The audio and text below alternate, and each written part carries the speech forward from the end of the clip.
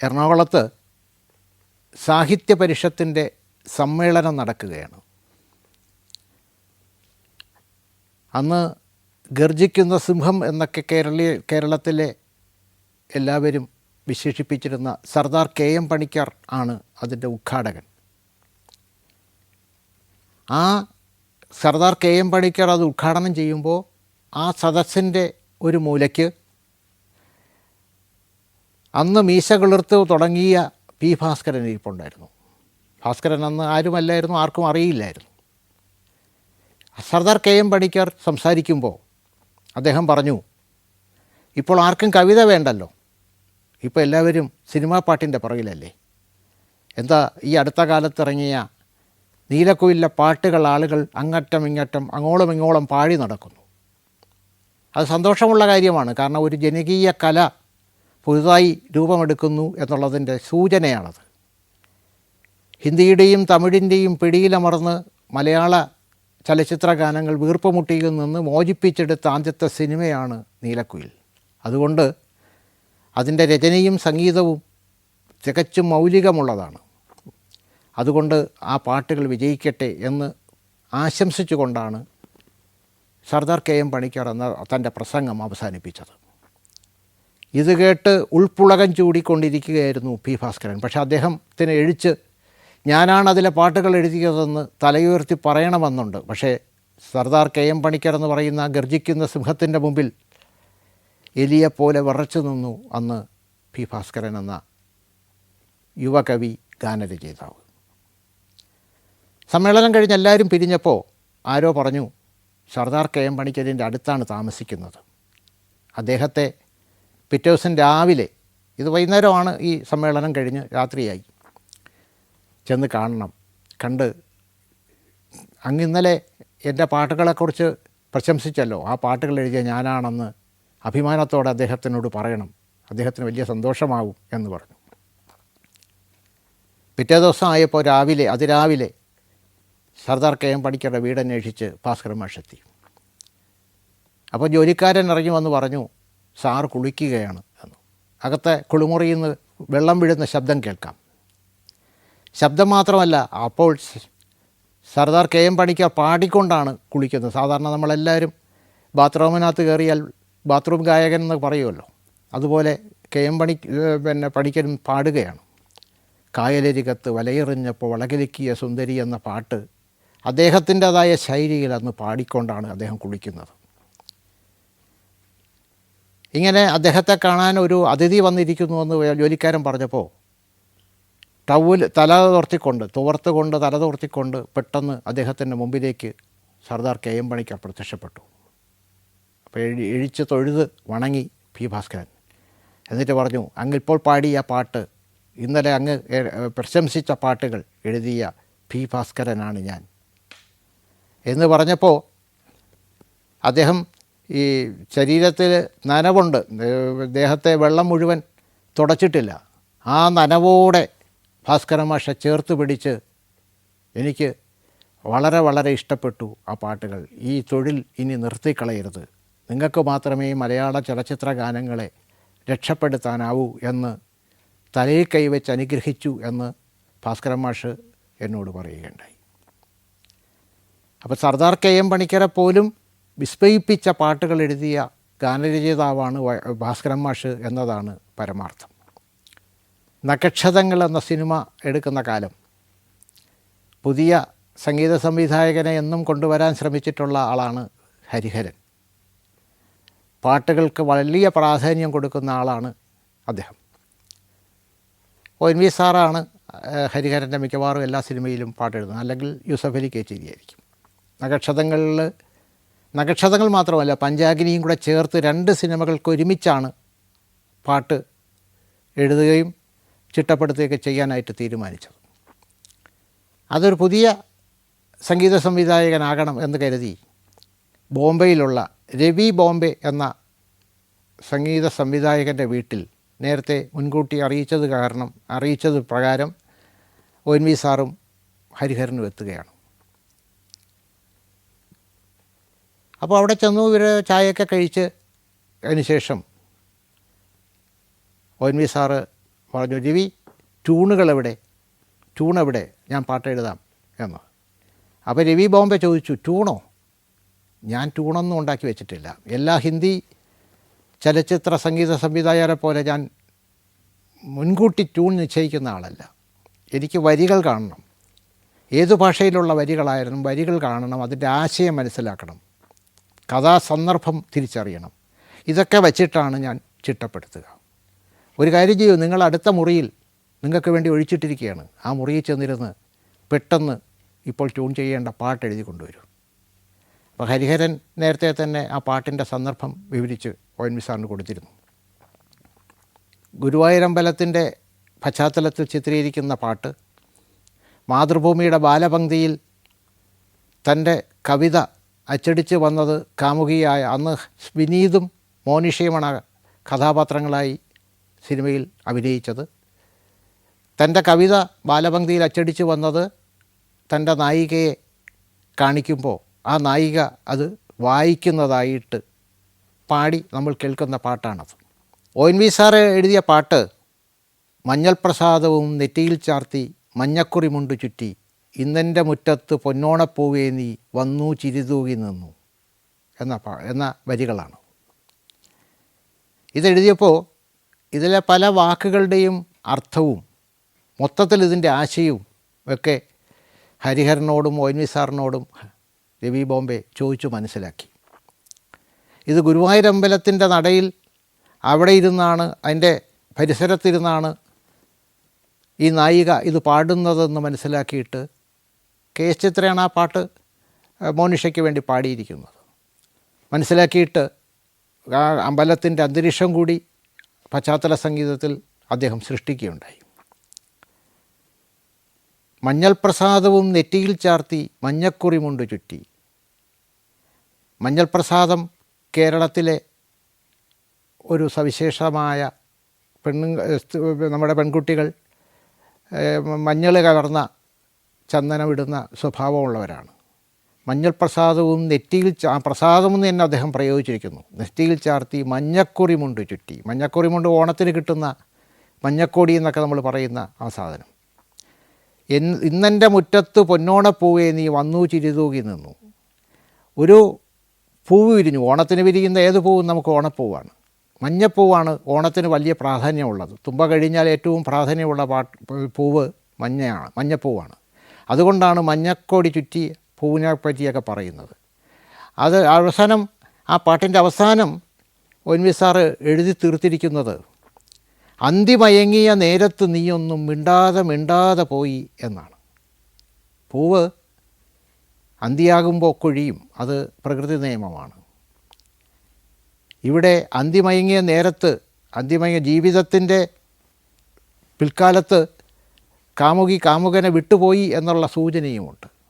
നീ ഒന്നും മിണ്ടാതെ ആ മിണ്ടാതെ എന്നുള്ള 2 തവണ ആവർത്തിച്ചുകൊണ്ട് ആ പോയതിന് കൂടി ഒരു ബലം നൽകിയിരിക്കുകയാണ് ONV സാറും രവി ബോംബെയും. വീണപൂവിനെക്കുറിച്ച് ആശാൻ അതിമനോഹരമായ ഒരു കാവ്യം തന്നെ ഉണ്ടാക്കി. ഇവിടെ വീട് പോകുന്ന പൂവിനെ ഇതിൻ്റെ ദുഃഖത്തെക്കുറിച്ചാണ് ONV സാറ് വളരെ സുന്ദരമായി പ്രതിപാദിച്ചിരിക്കുന്നത്. അങ്ങനെയാണ് ആ പാട്ടിൻ്റെ പിറവി ഉണ്ടായത് എന്ന് ONV സാറ് എന്നോട് വിവരിക്കുകയുണ്ടായി.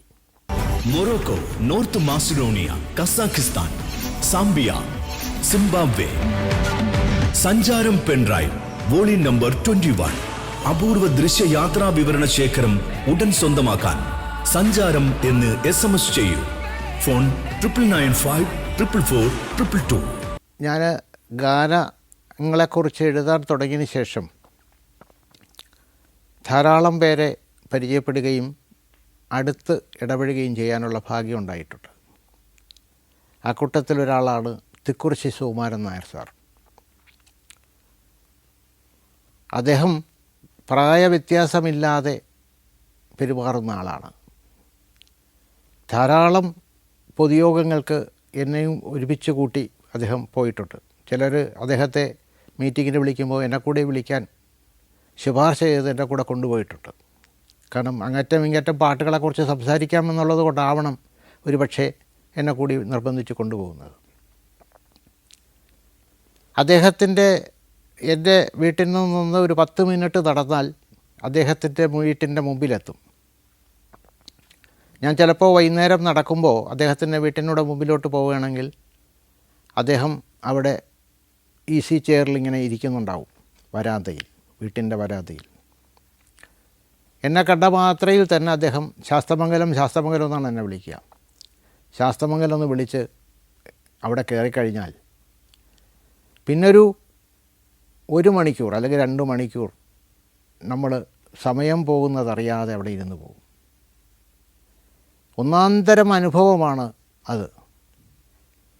അദ്ദേഹം ചില വളരെ പ്രശസ്തമായ കവിതകളുടെ, ഗാനങ്ങളുടെ പാരഡികൾ ഒന്നും നോക്കിയിട്ടല്ല, ഓർമ്മയിൽ നിന്നിങ്ങനെ അദ്ദേഹം തന്നെ എഴുതിയതാണത്, ചൊല്ലിക്കേൾപ്പിക്കും. ഒറിജിനലിന് തോറ്റുപോകുന്ന രീതിയിലാണ് അദ്ദേഹത്തിൻ്റെ പാരഡികൾ. നമ്മൾ അന്തം വിട്ടുപോകും. അദ്ദേഹം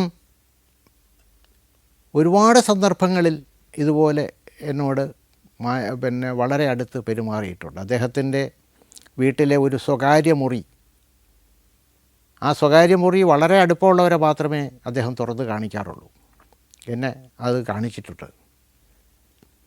അവിടെ കുറച്ച് ഈ പറഞ്ഞ നമുക്ക് അശ്ലീലമെന്ന് തോന്നുന്ന തരത്തിലുള്ള ചിത്രങ്ങൾ, പ്രതിമകൾ അതൊക്കെ ഉണ്ടാവും. അതൊക്കെ അദ്ദേഹത്തിൻ്റെ ഒരു സ്വഭാവമാണ്, അദ്ദേഹത്തിൻ്റെ ഒരു എന്താ പറയുന്നത് താല്പര്യമാണ്. വിദേശത്ത് അദ്ദേഹം പോയി കഴിഞ്ഞാൽ നമ്മൾ നല്ല വേറെ ഏതെങ്കിലും സാധനം കിട്ടുമെന്ന് നോക്കിയാൽ അദ്ദേഹം അന്വേഷിച്ച് നടക്കുന്ന ഇത്തരം സാധനങ്ങളായിരിക്കും. അതുകൊണ്ടാണ് ഒരിക്കൽ ഒരു മീറ്റിങ്ങിന് നെടുമുടി വേണു പ്രസംഗിച്ചപ്പോൾ പറഞ്ഞത്, തിക്കുറിശ്ശി ചേട്ടൻ്റെ നാവിൽ സരസ്വതി വേണ്ടുവോളം കളിയാടുന്നുണ്ട്, പക്ഷേ അത് സിൽക്ക് സ്മിതയുടെ രൂപത്തിലാണെന്ന് മാത്രം. സദസ്സിൽ ഭയങ്കര ചിരിയായിരുന്നു, അത് നിലയ്ക്കാത്ത ചിരിയായിരുന്നു. ആ പറഞ്ഞത് നെടുമുടി വേണു തമാശയായിട്ടാണ് പറഞ്ഞെങ്കിൽ അതിനകത്തൊരു വലിയ സത്യമുണ്ട്. പക്ഷേ പിൻകാലത്ത് തിക്കുറിശ്ശി എഴുതി വച്ചിരുന്ന ഗാനങ്ങൾ കനകശ്രീ ജീവിച്ചിരിക്കുമ്പോൾ ഗാനമാക്കാൻ വേണ്ടി ശ്രമിക്കുകയും എന്നെ ആ പാട്ടുകൾ കാണിക്കുകയും ചെയ്തു.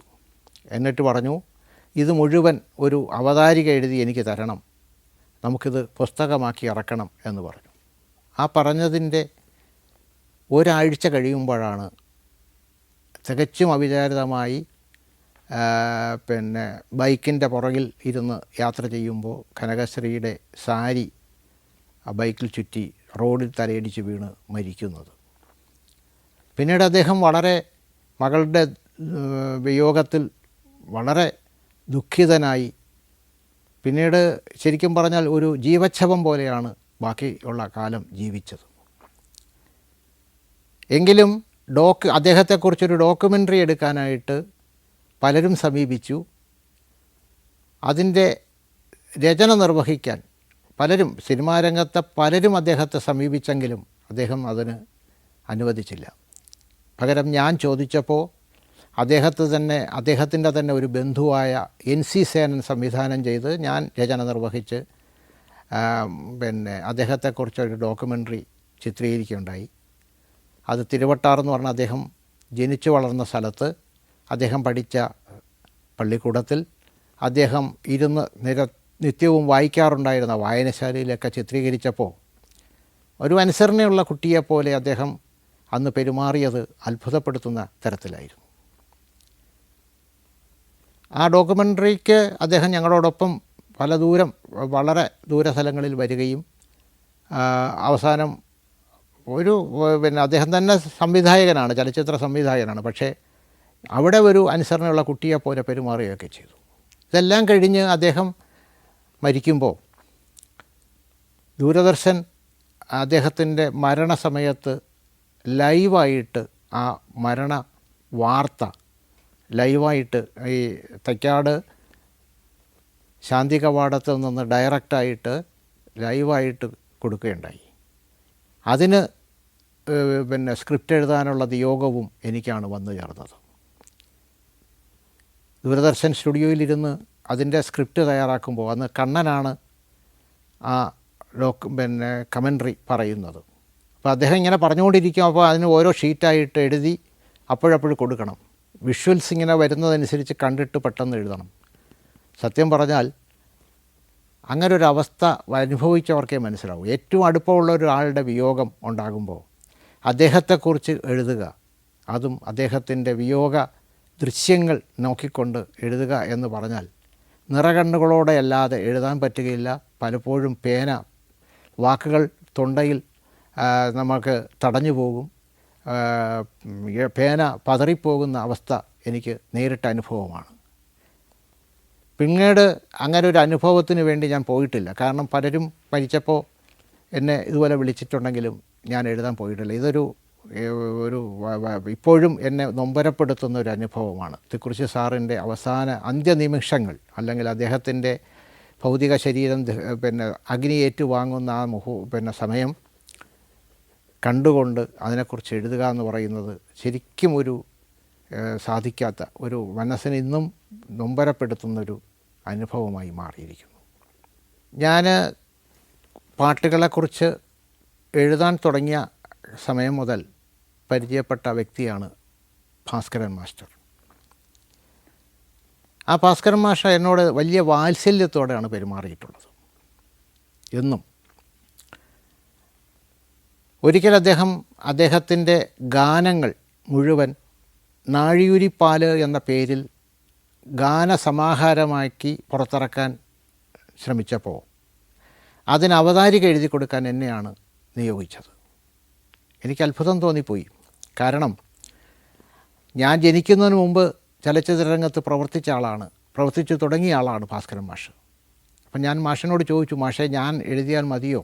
ഞാൻ എഴുതുന്നത് ശരിയാണോ? മാഷിനെ പോലൊരു ഉന്നതനായ വ്യക്തിയുടെ ഗാനങ്ങൾക്ക് നിസ്സാരനായ ഞാൻ ഒരു അവതാരിക എഴുതുക എന്ന് പറഞ്ഞാൽ അത് സാരമില്ല, നിങ്ങൾ പാട്ടിനെക്കുറിച്ച് പഠിക്കുന്ന ആളല്ലേ, അല്ലെങ്കിൽ പഠിച്ചുകൊണ്ടിരിക്കുന്ന ആളല്ലേ, അതുകൊണ്ട് നിങ്ങൾ എഴുതിയാൽ മതി എന്ന് പറഞ്ഞു. എന്നിട്ട് ആ പുസ്തകത്തിൽ ഉൾപ്പെടുത്തേണ്ട പാട്ടുകൾ DTP എടുക്കുന്നതനുസരിച്ച് ജയൻ ചൊറകുന്നം എന്ന് പറയുന്ന അദ്ദേഹത്തിൻ്റെ ഒരു സഹായി, അസിസ്റ്റൻ്റ് സംവിധായകനാണ്, അദ്ദേഹം മുഖാന്തരം വീട്ടിൽ കൊടുത്തയക്കുമായിരുന്നു. മാത്രവുമല്ല അത് ഞാൻ എഴുതി കൊടുത്തു. ആ പുസ്തകം പ്രസിദ്ധീകരിച്ചു. ആ പുസ്തക പ്രസിദ്ധീകരണത്തിനുമുണ്ട് ഒരു ഉപകഥ. അതിൻ്റെ തിരുവനന്തപുരത്തായിരുന്നു അതിൻ്റെ പ്രകാശനം നടക്കുന്നത്. ആ പ്രകാശന ചടങ്ങിൽ ഞാൻ സംസാരിക്കുമ്പോൾ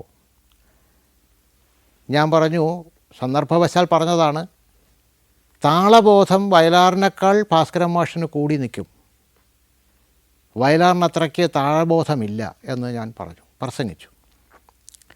ഒരു ഉദാഹരണം ഞാൻ പറഞ്ഞത്, ആകാശഗംഗയുടെ കരയിൽ അശോകവനിയിൽ എന്ന പാട്ട് ദേവരാജൻ മാഷ് ചിട്ടപ്പെടുത്തിയപ്പോൾ ഇൽ ആകാശഗംഗയുടെ കരയിൽ എന്ന് പറഞ്ഞിട്ടൊരു നീട്ട് ആത്മനം എന്ന് പറയും, അശോകവനിയിൽ എന്ന് പറഞ്ഞിട്ടൊരു ആത്മനം, ഇങ്ങനെയൊക്കെ വേണ്ടി വന്നു. ഇത്തരം തട്ടുമുട്ടുകൾ ഭാസ്കരൻ മാഷയുടെ ഗാനങ്ങളിൽ ആവശ്യമില്ലാതെ വരും എന്ന് ഞാൻ പറഞ്ഞു. ഇത് കേട്ട ആരോ കയ്യിൽ നിന്നും കൂടെ ഇട്ട് ഇതിനെ പെരിപ്പിച്ച് ദേവരാജൻ മാസ്റ്ററുടെ ചെവിയിലെത്തിച്ചു. ദേവരാജൻ മാഷ് എന്നെ പിറ്റേ ദിവസം രാവിലെ വിളിച്ച് നന്നായിട്ടങ്ങ് വഴക്ക് പറഞ്ഞു. ഞാൻ ഒരക്ഷരം മിണ്ടിയില്ല. അദ്ദേഹം എത്രത്തോളം സ്നേഹമുള്ള ആളാണ്, 4-5 പ്രാവശ്യം എൻ്റെ വീട്ടിൽ വന്നിട്ടുള്ള ആളാണ്. പക്ഷേ എന്നെ ഒരു വലിയ കാരണവർ എന്നെ എങ്ങനെ ശാസിക്കുമോ അതുപോലെ ശാസിച്ചു. എന്നിട്ട് പിണങ്ങിയിരുന്നു. ഞാൻ അന്ന് തന്നെ അദ്ദേഹത്തിൻ്റെ വീട്ടിൽ ചെന്നപ്പോൾ അദ്ദേഹം എൻ്റെ മുഖത്ത് നോക്കിയില്ല. അദ്ദേഹം പറഞ്ഞു, നിങ്ങളോട് എനിക്ക് സംസാരിക്കാൻ ഇഷ്ടപ്പെടുന്നില്ല, ഞാൻ നിങ്ങളുദ്ദേശിക്കുന്ന അർത്ഥത്തിലല്ല ഞാനത് ട്യൂൺ ചെയ്തേക്കണം എന്നൊക്കെ പറഞ്ഞു. വയലാർ രാമവർമ്മയുടെ വീട്ടിൽ അദ്ദേഹത്തിൻ്റെ ശ്രീമതിയോടും മകനോടും വിളിച്ചു പറഞ്ഞു, വയലാറിനെ ഞാൻ അധിക്ഷേപിച്ചു എന്ന്. ഇത്രയേ പറഞ്ഞുള്ളൂ. ഞാൻ പറഞ്ഞ താളബോധം ഭാസ്കരൻ മാഷിന് കൂടും എന്ന്. പക്ഷേ ദേവരാജൻ മാഷ് അത് തെറ്റിദ്ധരിച്ചു. ആ തെറ്റിദ്ധാരണ ഏതാണ്ട് 1 വർഷത്തോളം നീണ്ടു. 1 വർഷം കഴിഞ്ഞപ്പോൾ അദ്ദേഹം തന്നെ എന്നെ വിളിച്ചിട്ട് പറഞ്ഞു, ഞാനത് തെറ്റിദ്ധാരണയായിരുന്നു, ഞാൻ തിരുത്തി. നിങ്ങൾ പറഞ്ഞത് അതിൻ്റെ പൂർണ്ണമായ അർത്ഥത്തിൽ എന്നോട് ഭാസ്കരൻ പറഞ്ഞു തന്നു. ഭാസ്കരൻ തന്നെ പറഞ്ഞു, നിങ്ങളിങ്ങനെയാണ് പറഞ്ഞത്, അല്ലാതെ വയലാറിനെ കുറ്റപ്പെടുത്തുകയല്ല എന്ന്. അതിനുശേഷമാണ് ദേവരാജൻ മാഷ് വീണ്ടും ഞാനുമായിട്ട് അടുക്കുന്നത്. അദ്ദേഹത്തിൻ്റെ അമ്മ എന്നും ഉറങ്ങുന്നതിന് മുമ്പ് സ്വന്തം താലിമാല ഊരി കിടക്കുന്ന തലയണയുടെ അടിയിൽ വയ്ക്കുമായിരുന്നു. തിലകന് അത്യാവശ്യമായി മദ്യപിക്കണം. മദ്യപിക്കുന്നതിന് കാശില്ലാതെ വന്നപ്പോൾ അമ്മയുടെ ഈ താലിമാലയായിരുന്നു ലക്ഷ്യം. അമ്മ നല്ലവണ്ണം ഉറങ്ങിയെന്ന് ഉത്തമ വിശ്വാസം വന്നപ്പോൾ തലയണയുടെ അടിയിൽ ചെന്ന് പതുക്കെ ഈ താലിമാല എടുത്തുകൊണ്ടുപോയി വിറ്റ് അദ്ദേഹം തിരുവോണത്തിൻ്റെ അന്ന് നന്നായിട്ട് മദ്യപിക്കുകയായിരുന്നു.